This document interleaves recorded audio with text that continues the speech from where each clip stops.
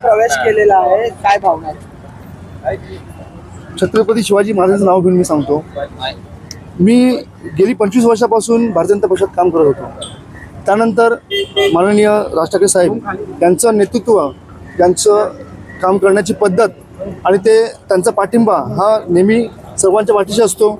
आणि मी एवढ्या वर्षानंतर एक चांगला नेता निवडला असं मला वाटतं मनापासून. आणि मला त्यांच्यासोबत काम करण्याची संधी मिळाली ही खूप मोठी भाग्याची गोष्ट आहे.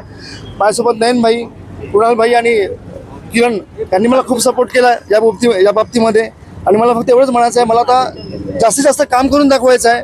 आणि मेन म्हणजे मराठी जो मुद्दा आहे तो त्यांनी घेतला, त्याबद्दल मला खूप अभिमान वाटला की खरंच की आपण एवढी वर्ष कुठेतरी भरकटलेलो होतो आणि आज आपण चांगल्या ठिकाणी येऊन काम करू, हे मला खूप आवडलं. आणि यापुढे मी खूप चांगलं काम करेन आणि करून दाखवेनच.